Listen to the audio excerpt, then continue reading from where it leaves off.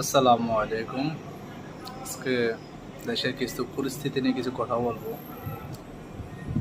বর্তমানে বাংলাদেশে যে পরিস্থিতি, তেল সংকট, গ্যাস সংকট, বিদ্যুৎ সংকট, সব সংকট নিয়ে আমরা জনগণ বেঁচে আছি।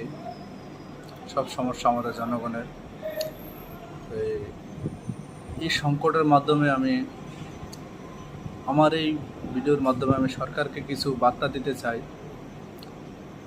বাংলাদেশে অনেক অবৈধ অটো গ্যারেজ, অটো চার্জের কারখানা অনেক আছে। দয়া করে প্রশাসনকে দৃষ্টি আকর্ষণ করে আপনারা এগুলো আগে বন্ধ করুন।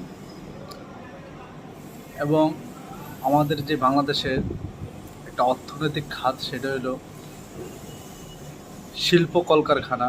সেই শিল্প কলকারখানা আমি সরকারকে বলবো হৃদয় হয়ে ওখানে ফোকাস দেওয়ার জন্য। এখানে যাতে কোনো ধরনের বিদ্যুৎ, গ্যাস, তেল কোনো ধরনের কমতি যেতে না থাকে, না হলে দেশের অর্থনীতি অনেকটাই ভেঙে পড়বে। শুধু অর্থনীতি ভেঙে পড়বে না, হাজার হাজার শ্রমিক বেকার হবে, দেশে হাজারি বাড়বে, চিন্তাই বাড়বে। সব কিছু মিলে আমি সরকারকে এটাই বলতে চাই যে শিল্প কারখানার দিকে আলাদা ফোকাস দিন। এখানে বিদ্যুৎ, গ্যাস, তেল সব কিছু যথাযথ সময় সরবরাহ করুন, না হয় আমরা অনেক পিছিয়ে পড়ব।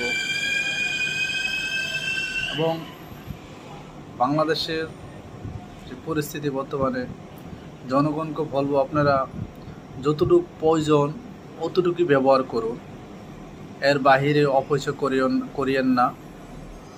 কারণ আমরা বাঙালি, আমরা মনে করি একটা জিনিসের দাম বাড়তে লইলে আমরা মনে করি এটা আরও বাড়বে।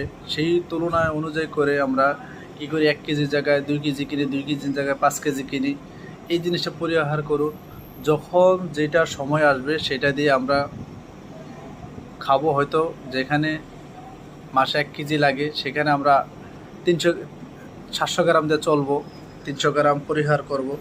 সর্বোচ্চ চেষ্টা করব আমরা যাতে দেশ ও জাতির কল্যাণের জন্য যেটা ভালো হয়, মঙ্গল হয়, সেটাই করব। ঠিক আছে? এবং সরকারকে আমি এটাই দৃষ্টি আকর্ষণ করতেছি যে আপনারা সব কিছু মিলিয়ে দেশ পরিচালনা করতেছেন, করেন, সুন্দর হচ্ছে। তবে কিছু কিছু জায়গা ফোকাস দিন যেখানে বাংলাদেশ অর্থনীতির খাত বেশি যোগান দিচ্ছে, সেখানে আপনারা